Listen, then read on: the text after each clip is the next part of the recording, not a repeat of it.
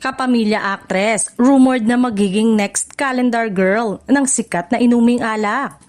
Tila may bagong pasabog ang isang kilalang brand ng inuming alak ngayong taon. Usap-usapan ngayon sa showbiz at online world ang pagkakakilanlan ng bagong calendar girl para sa kanilang 2026 edition. At ayon sa mga insider, isang kapamilya actress daw ang napiling maging bagong muka ng iconic calendar. Ayon sa teaser ng brand, malalaman sa November 26 ang opisyal na reveal ng kanilang bagong calendar girl. Habang tikom pa ang bibig ng brand, nagsimula ng maglabasan ang mga pahula at fan speculations online. Kabilang sa mga madalas na binabanggit ng mga netizen ay sina Kim Chiu, Chi Filomeno, Francine Diaz at Sue Ramirez. Partikular na si Sue Ramirez ang madalas na napag-uusapan matapos mapansin ng fans ang kanyang mga glamorous yet daring post kamakailan sa social media.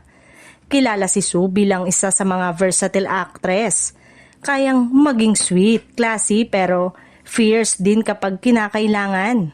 Dahil dito, marami ang naniniwalang perfect fit siya bilang calendar girl ng nasabing brand. Taon-taon, inaabangan ng mga fans ang calendar girl reveal ng brand dahil kadalasang mga leading ladies at showbiz head-turners ang kanilang napipili. Lahat ay naging viral matapos ilabas ang kanilang calendar girl shoots.